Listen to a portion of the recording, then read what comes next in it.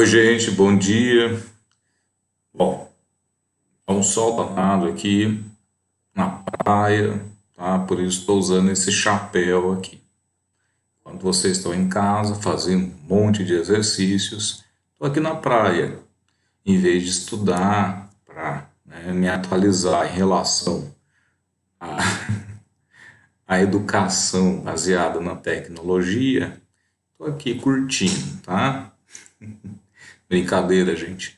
Tô penando pra caramba para poder me adequar e superar a minha burrice natural, a minha ignorância, meu desconhecimento quase que total em relação aos meios virtuais de comunicação, tá? Bom, vamos lá para nossa fala importante em relação à matéria. Hoje falaremos sobre a matéria compreendida, no módulo 8 da apostila, tá? Para quem quiser acompanhar na apostila, a minha fala vai, aparecer nas páginas 66 e 67, embora eu vá falar um pouquinho também, do módulo que aparece, na página 62. Tem alguma teoria sobre a qual não falei ainda, relativamente ao módulo 7, que é o autor Cláudio Manuel da Costa. Eu vou fazer uma abordagem rápida sobre o Cláudio Manuel da Costa. Depois falaremos um pouquinho mais sobre o Tomás Antônio Gonzaga. Então, na verdade, embora eu tenha colocado aqui módulo 8, na verdade seria módulo 7, 8 e 9, tá? Mas agora eu não sei como corrigir aqui, porque já comecei a falar com vocês e só então me atentei para esse fato, tá? Depois dei uma olhadinha, então, caso vocês estejam assistindo esse vídeo com a apostila, módulo 7, 8 e 9, na verdade. Bem? Bom, prossigamos. Vamos falar um pouco sobre esse camarada bonito aí, o Cláudio Manuel da Costa. Por que ele é um autor importante dentro do cenário do arcadismo? Ele foi responsável por introduzir o movimento arcade no Brasil, quando em 1768 publicou uma obra chamada Obras.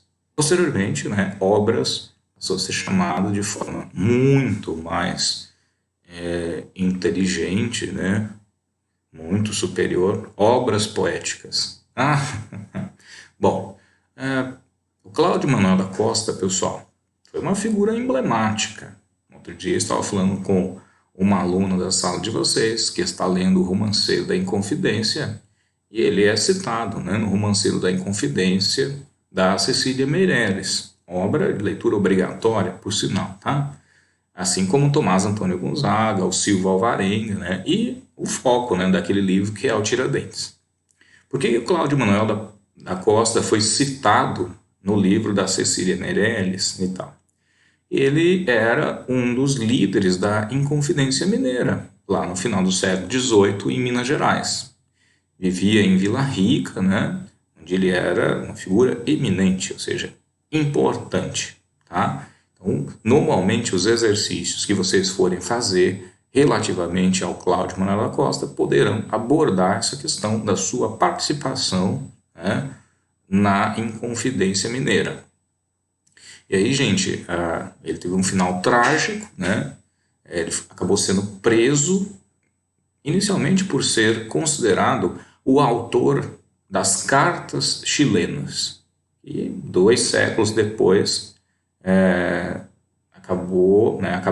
as cartas chilenas acabaram sendo atribuídas ao Tomás Antônio Gonzaga, e não a ele. E em função disso, vários escritores da época, por não assumirem a autoria das cartas chilenas, dentre esses vários autores, o Cláudio Manuel da Costa, foram presos a mando do governador de Minas, Dom Luiz da Cunha Menezes, e o Cláudio Manuel da Costa acabou cometendo suicídio, suicidou-se. Embora haja muita discussão em relação a esse assunto. Alguns ainda defendem a tese de que ele teria sido morto, como assassinado, como queima de arquivo, tá? Bom, vamos lá para o aspecto literário da obra do Cláudio Manuel da Costa, tá? O que é importante em relação à obra dele? A obra dele é basicamente lírica, né? Vamos falar sobre a poesia lírica. Embora nós temos lá o poema Vila Rica, que não é lírico, né? Ele é épico. Depois tem um slide para a gente comentar um pouco mais sobre ele. Na poesia lírica, né, qual é a abordagem dele, sobre quais temas o Cláudio Manuel da Costa falava? Abordou temas religiosos com referências cristãs, mas também, né, pessoal, escreveu sobre a mitologia greco-romana. Não quer dizer que ele fosse, né, devoto dos mitos greco-romanos. Os mitos greco-romanos são usados, né, na literatura como uma forma de se atingir o sublime, como uma referência retórica, pura e simplesmente, tá? Ele retratou temas ligados à vida na mineração do ouro, em Minas Gerais, obviamente, né, época da exploração do ouro e posteriormente do diamante em Minas Gerais, tá? ênfase na cultura clássica, ou neoclassicismo, já que ele é o introdutor do arcadismo, né, no Brasil. Claro que esse é o foco da obra dele. Expressou a paisagem mineira, mais precisamente a paisagem de Vila Rica, mas também, né, outras regiões, como Mariana, como Sabará e Congonhas. Aquela região ali acabou servindo como cenário para suas obras. No entanto, pessoal, esse é um aspecto importante. Muitos críticos do Cláudio Manuel da Costa apontam para a dificuldade que ele tinha em relacionar o arcadismo à região onde ele vivia.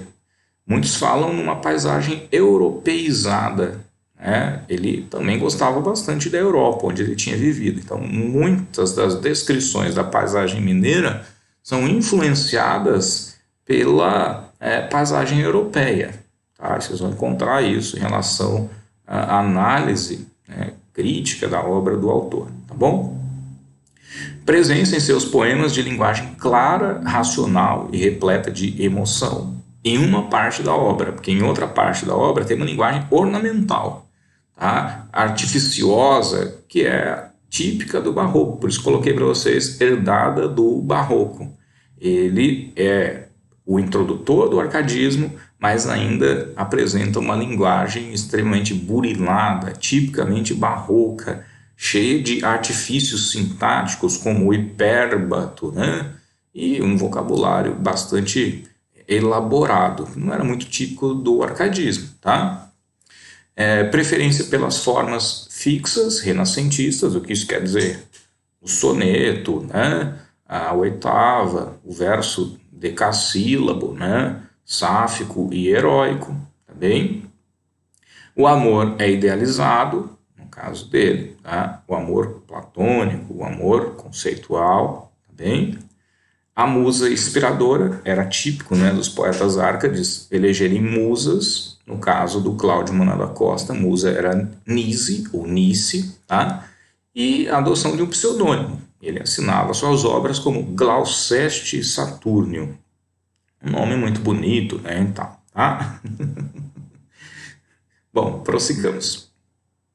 Eu disse que ia comentar um pouquinho sobre o poema Vila Rica, né? É a obra mais importante, né, do Cláudio Manuel da Costa, considerada sua obra-prima, né? Vila Rica é um poema épico sobre as ações heróicas que culminaram na fundação e na ascensão de Vila Rica e ali da região, né, na qual se explorava ouro como um todo, tá? Há um herói que é típico nas obras épicas, nos poemas épicos, nas epopeias, que é o tal do Albuquerque, né? E há referências, né, aos bandeirantes, em especial ao Borba Gato, tá bem? E vários momentos ali relacionados à expedição dos bandeirantes, né? Há uma exaltação dos bandeirantes, embora os bandeirantes tenham, né, se curvado, tenho perdido, vamos chamar assim, para os emboabas. A obra apresenta uma intertextualidade com os Lusíadas, né? Os Lusíadas queriam exaltar os feitos heróicos do povo português no final do século XV, e a obra Vila Rica tenta exaltar os feitos heróicos dos bandeirantes, né? No século XVIII, tá bom? Inspirado na estrutura de O Uruguai, do Basílio da Gama, que é um outro poema épico brasileiro. Tá? Isso significa o quê? Significa que os seus poemas, não, os versos, né, no caso, não têm rimas, assim como em O Uruguai. Tá bom? Prossigamos. Aqui eu coloquei um trechinho, né, do poema dele, né, do Vila Rica, para a gente ter uma ideia de como é essa estrutura com versos sem rimas, também chamados de versos brancos, tá? Um trechinho do Vila Rica, do Cláudio Manuel da Costa. Cantemos musa. Musa com letra maiúscula, pessoal, sempre é poesia, no caso a poesia épica, né? A fundação primeira da capital das Minas. A capital das Minas na época, Vila Rica, lembra que em Confidência Mineira pretendia, né, que Vila Rica fosse o centro de tudo, tá? Onde inteira se guarda ainda e vive ainda a memória, que enche de aplauso de Albuquerque a história. Tu, pátrio Ribeirão, que em outra idade deste assunto a meu verso, na igualdade de um épico transporte, hoje me inspira mais digno influxo, porque entoe a lira. Porque leve o meu canto ao clima estranho, o claro herói que sigo e que acompanho. Faze vizinho ao Tejo, enfim, que eu veja cheias de ninfas de amorosa inveja. Note que aqui ele faz uma referência às ninfas cantadas pelo Luís Vaz de Camões lá nos Lusíadas, as ninfas do rio Tejo, né? E aí ele fala que elas vão ficar com amorosa inveja, tá? Em relação a ele, tá bem? Bom, a poesia lírica, né, agora aqui coloquei de forma sistematizada, do Cláudio Manuel da Costa, apresenta as seguintes características. Eu já tinha comentado sobre a maior parte delas, mas é para que vocês coloquem isso dividido certinho no caderno de vocês, tá? Ele tem preferência por usar o soneto camoniano, tá? Lembrando que o Camões assimilou o conceito soneto do Francesco Petrarca, o criador dessa estrutura com 2 quartetos e 2 tercetos, tá?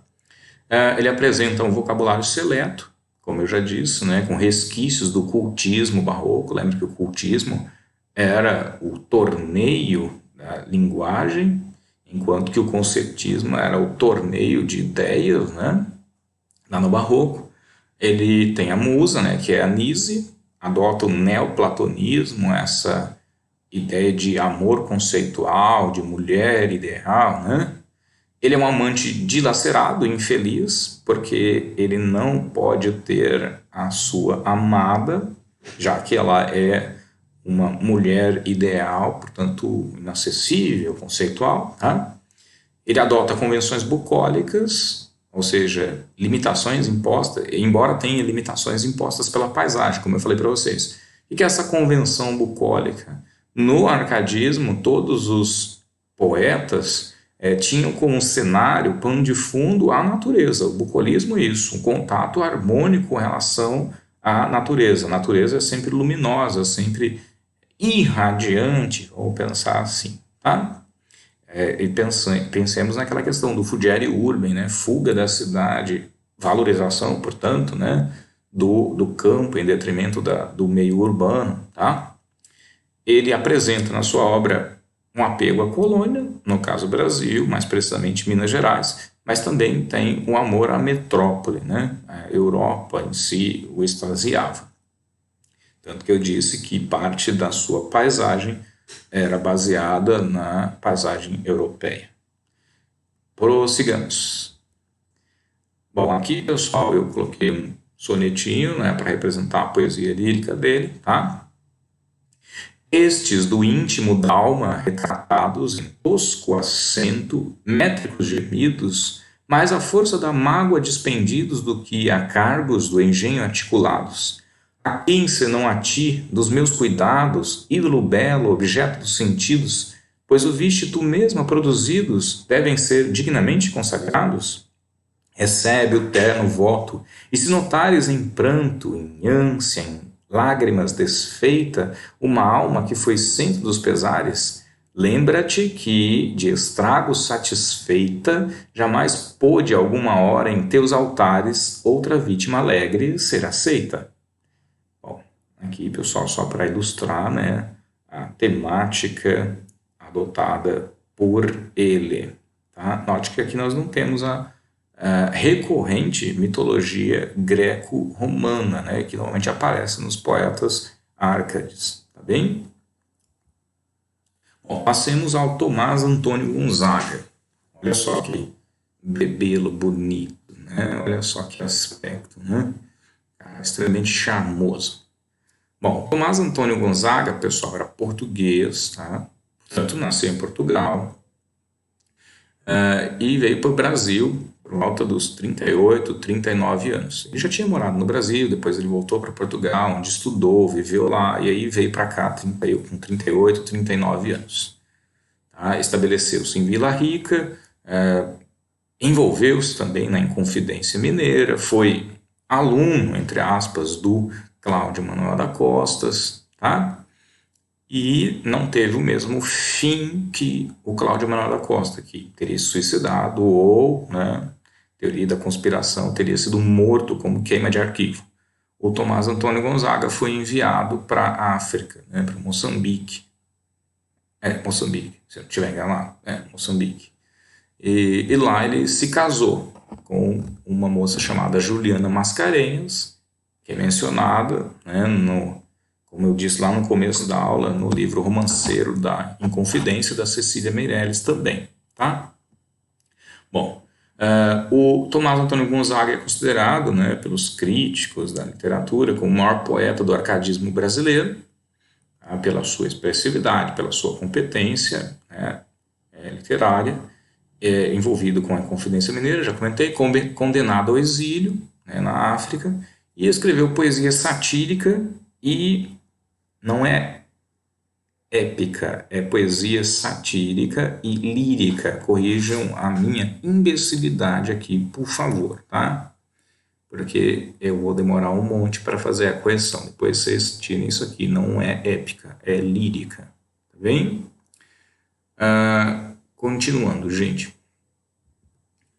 Aqui, né, falamos um pouquinho das cartas chilenas, que representam a poesia satírica do Tomás Antônio Gonzaga, tá?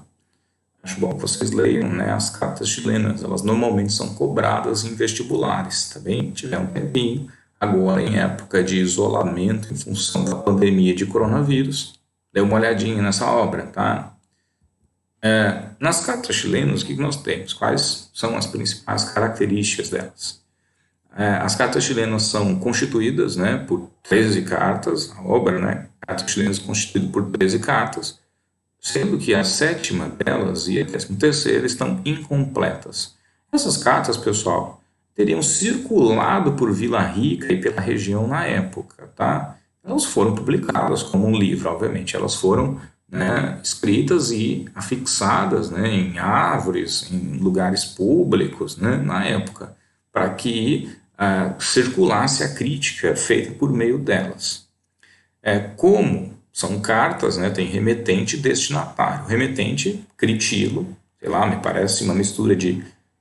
aqui nós temos uma palavra centauro, né, mistura de crítico com grilo, né, não sei, não tem uma explicação, né, melhor, mas o nome em si, né, me lembra bastante essa fusão estranha, crítico e grilo. O Critilo escreve para um cara chamado Doroteu. Inicialmente acreditava-se que o Critilo fosse o Cláudio Manuel da Costa, tá? E o Doroteu fosse o Tomás Antônio Gonzaga, porque os dois eram amicíssimos, né? Mas depois, né, quando a obra passou a ser atribuída ao Tomás Antônio Gonzaga, inverteu-se isso. O Critilo seria o pseudônimo satírico do Tomás Antônio Gonzaga e o Doroteu seria um pseudônimo do Cláudio Manuel da Costa. Qual é o tema das cartas? Elas têm um tema em comum, né? Por que o Tomás Antônio Gonzaga escrevia essas cartas? Ele criticava os desmandos políticos do governador de Minas Gerais, que era o Dom Luiz da Cunha Menezes. Tá bem? O cara era poderoso e ele resolvia criticar o cara. Só que ele tentou disfarçar, não citar o nome dele ali, né? Ele usou então criptônimos, tá? Fanfarrão Minésio era o nome que ele usava para criptografar, né, vamos pensar assim, tá? O Luiz da Cunha Menezes. Pô, o Luiz da Cunha Menezes, obviamente, não deve ter gostado muito, né, de ser chamado de Fanfarrão Minésio. E Critílio e Doroteu também são criptônimos, porque acaba, né, criptografando os nomes do Tomás e do Cláudio Manuel, tá bom? Bom, as cartas chilenas, pessoal, incomodaram bastante o governador, que pediu, como ninguém assumia, né? Pediu não, ele ordenou, né? Como ninguém assumia a autoria das cartas, que todos os escritores ali envolvidos fossem presos. Por isso, Cláudio Manuel, Tomás Antônio Gonzaga, o Silvio Alvarenga, o Alvarenga Peixoto, eles foram presos, tá? Belezinha? Bom, as cartas chilenas, então, são importantes.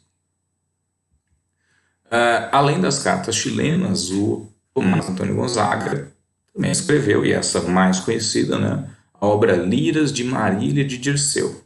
Hoje, Marília de Dirceu só, tá? Mas inicialmente era Liras de Marília de Dirceu. A obra Liras de Marília de Dirceu, dizem, né, os estudiosos do Tomás Antônio Gonzaga, começou a ser escrita para enaltecer o sentimento do Tomás Antônio Gonzaga pela jovem Maria Doroteia de Seixas Brandão. Ou tem outros que citam, né, Maria Joaquina Doroteia de Seixas. O fato é que o cara vem para o Brasil com 38, 39 anos e se apaixona por uma adolescente, a Maria Joaquina, tá? E é retribuído no seu amor, embora a família dela não aceitasse. Não era nem por conta da idade, a família não aceitava porque a família tinha muitas posses e o Tomás Antônio Gonzaga, embora tivesse um emprego bacana, tivesse a sua propriedade rural, que ele tanto enaltece nas liras, né? Não estava à altura economicamente da Maria Joaquina, tá bom? E aí ele começou a escrever, só que depois ele foi preso, como eu disse, né? Em função da publicação das cartas chilenas, o governador mandou prender todos os escritores ali, que ele achava que pudessem ter algum envolvimento, e por conta de ser preso, ele muda o comportamento, né? Ele muda a perspectiva, ele muda a temática da obra. Em função disso, a obra tem duas partes. Na verdade, ela tem três partes, mas que são reconhecidas como tendo sido escritas pelo Tomás Antônio Gonzaga, apenas duas partes, tá bom, gente? Vamos lá. Na primeira parte, nós temos liras. O que são liras? São composições poéticas, poemáticas, né? Em que ele enaltece algo, tá? Essa primeira parte, nós temos uma postura arcade. Isso significa o quê? Que vai apresentar as características do arcadismo. O bucolismo, essa convivência no espaço, né, campesino, contato harmônico com a natureza. O pastoralismo, ele se imagina um pastor, parecido com este que vos falo, né, com chapéu de palha, só faltou o cajado aqui, né, vou achar um porrete aqui, calma lá, não tem um porrete, droga. O carpe diem, a ideia de colher o dia, né, de forma racional, aproveitar a vida, tá? Há uma grande euforia. Euforia por quê? Porque aqui ele está falando sobre a Marília, que é, obviamente, né, uma representação literária, ou dentro do contexto literário, da Maria Joaquina. Ele está eufórico, né? Imagina, o cara está apaixonado e é retribuído nessa sua paixão. Então há o otimismo e narcisismo. Mas pensa num cara narcisista, né? Ele se acha, né? Ele vai falar que ele não tem, o rosto dele não é grosseiro, não foi ainda dos anos cortado, né? Ele fala que ele tem que ele tem fino trato, né? Ele se acha um cara bonito, embora reconheça que, né, esteja já meio velho. Só que ele fala que não está cortado, ou seja, ele não tem rugas ainda, né? E ele também exalta, né, as posses que ele tem. Ele fala que das brancas ovelhinhas tira o leite, mas a lã de que se veste, né? Ele tem próprio casal e nele assiste, ou seja, ele tem casa própria, né? E mora nessa casa, ou seja, ele é independente financeiramente. É um moleque ostentação, tá? É nesse primeiro momento aqui. Só que aí ele acaba sendo preso e escreve na prisão que ficava na Ilha das Cobras, no Rio de Janeiro, para onde ele foi transferido, né? A segunda parte da obra. Tá bem? Aí a temática é a prisão. E na prisão, a solidão, a angústia, a melancolia são latentes, tá? E uma profunda demonstração do seu sentimento de que foi injustiçado, porque após ele ter sido preso, todos os bens dos quais ele se orgulhava e ostentava ali em cima, né, foram confiscados pelo governador. Então ele acaba manifestando, né, uma insatisfação muito grande em relação a isso. E dali ele só tinha uma certeza: ele sairia dali ou para a forca ou para o desterro, para o exílio, o que foi que acabou acontecendo no caso. E por conta disso, né, na primeira parte aparece uma Marília loira, otimista, tá? A luz. Na segunda parte aparece uma Marília morena. Alguns falam, é uma homenagem à África, para onde ele vai ser mandado. Mas isso não procede, tendo em vista o fato de que ele acabou publicando a obra antes de chegar à África. Ele nem sabia para onde ele ia, na verdade, né? O navio em que ele estava sendo levado, conduzido para a África, acabou parando em Portugal, onde ele foi visitado por um amigo, e ele deu os manuscritos, né, da obra Lírios de Marília de Dirceu para que o amigo publicasse em Portugal. Foi isso que aconteceu, tá? E é essa história terrível.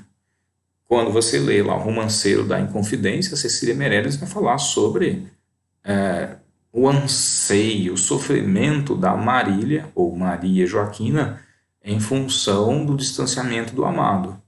Só que, rompendo, né, as expectativas dos espíritos mais românticos, como eu já falei lá no começo, ele acaba se envolvendo com outra mulher na África, né, Dona Juliana Mascarenhas, e se casando com ela. E tendo filhos, né, vários filhos com ela.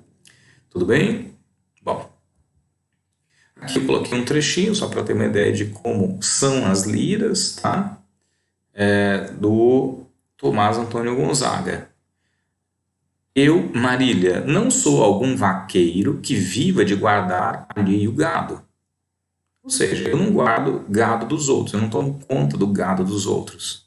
De tosco trato, de expressões grosseiras, dos frios gelos do sol queimado. Ou seja, eu não tenho tosco trato, eu sou fino, né? Não sou grosseiro de expressões, não sou feio. Dos frios gelados e dos sóis queimados, eu não tenho a pele, né, queimada, nada disso. Tenho o próprio casal e nele eu assisto, ou seja, casa própria, né, moradia, e vivo nela, assistir a isso.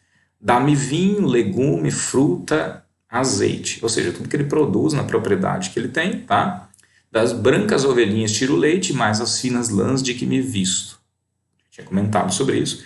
Graças, Marília Bela, graças à minha estrela, ou seja, graças à minha sorte, graças ao meu destino, né? Eu vi o meu semblante numa fonte, parece aqui o narcisismo, né? Dos anos ainda não está cortado, ou seja, não tem rugas ainda. Os pastores que habitam esse monte respeitam o poder do meu cajado. Ui, menino, né? Poder do meu cajado, caramba, né? Mas aqui, né, respeitam as posses dele, né, a sua representação, a sua eminência, né? Com tal destreza toca a sanfoninha, o cara é prendado ainda, né? Que inveja teme tem o próprio Alceste, deus da música e da poesia, tem inveja dele quando ele toca a sanfoninha. Parecendo que tinha um carreiro, né, aqui, né, cantando, né, pagode em Brasília. Ao som dela concerto a voz celeste. Coitado. Nem canto letra que não seja minha, ou seja, todas as letras são compostas por ele não tem necessidade de cantar composições alheias. Graças Marília Bela, graças à minha estrela. Graças ao destino, né? Mal sabia ele, né, o que estava reservado para ele posteriormente. Bom, a gente percebe, né, contradizendo o que eu acabei de falar, que ele tinha mesmo uma estrela, uma sorte, porque... E aí você xingado agora, fica só vendo. Ele foi para lá e se casou com uma mulher riquíssima, que era Juliana Mascarenhas, né? O dinheiro pode tudo, professor, filho da mãe, né? Vão me xingar. E o pai dela era traficante de escravos, né? Mercador de escravos, tinha muito dinheiro, tá? E se deu bem na vida. Se deu bem na vida, né? Financeiramente falando, tá bom? E é isso, pessoal. Espero que vocês tenham entendido, né, a matéria. Espero que não tenham dormido na metade do vídeo, tá bom? E para completar, né, a nossa aulinha, peço para que vocês façam os exercícios. Tem bons exercícios, né, no material aqui, né, seriam bem bacanas, das páginas 68 e 69. Além disso, né, dos 68 e 69, peço para que vocês façam também os exercícios das páginas 71 e 72. São poucos exercícios cada módulo, tá? São 3 exercícios só cada módulo, então dá para fazer tranquilamente. É isso, pessoal. Beijo. Até, tá? Qualquer dúvida que vocês eventualmente tiverem, procurem no WhatsApp, né? Pode mandar uma mensagem. Espero que não mandem no grupo, porque com tanto de mensagem que tem vindo, não dá para ler todas. Então manda no privado, fica mais fácil, tá bom? Beijo, beijo, tchau.